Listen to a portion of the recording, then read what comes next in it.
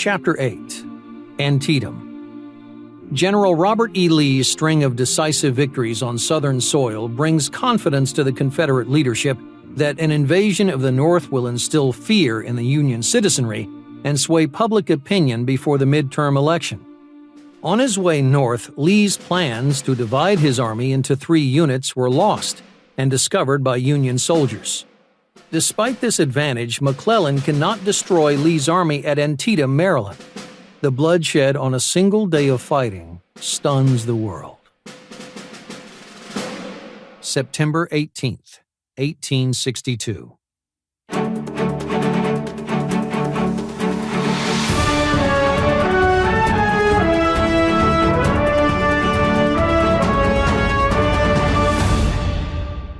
Earlier this year, the casualties at the Battle of Shiloh eclipsed all others to that date combined. This was followed by the 7 Days battles, where 1/4 of the Union Army and 1/3 of the Confederate Army were lost.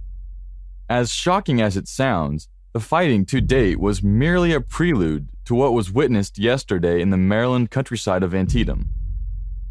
At daybreak, the fighting began as soon as the sun made its appearance over the horizon.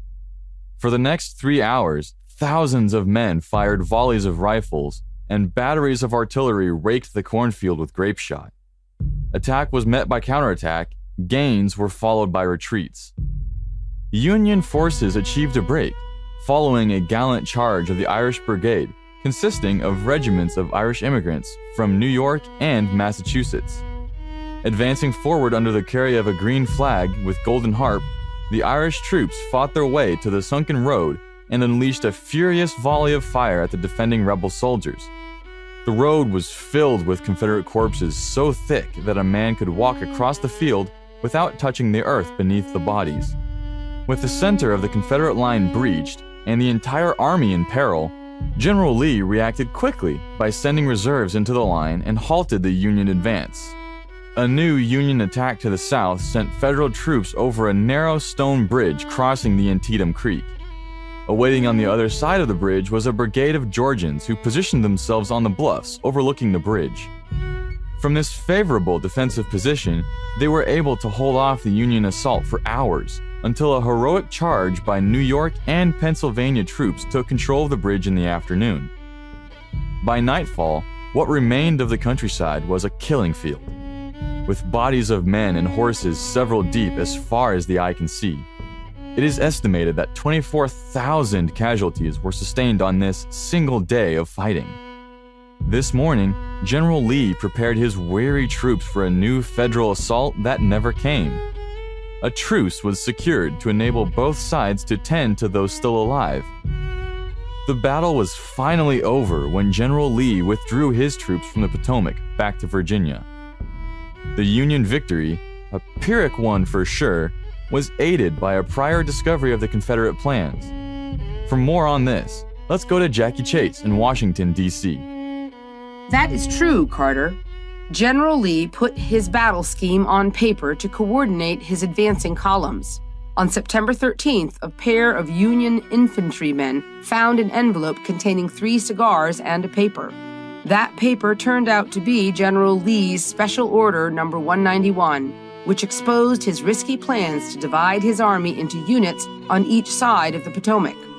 Upon reading the plans, General McClellan is reported to have said, quote, "Here is a paper with which, if I cannot whip Bobby Lee, I will be willing to go home," end quote. General McClellan did defeat General Lee, but he did not whip him, nor did he destroy Lee's army, as President Lincoln had hoped. Despite knowing Lee's plans and commanding superior numbers, McClellan squandered the opportunity to destroy Lee's army and end the war. He committed barely 50,000 infantrymen and artillerymen to the contest, and 1/3 of his army did not fire a single shot.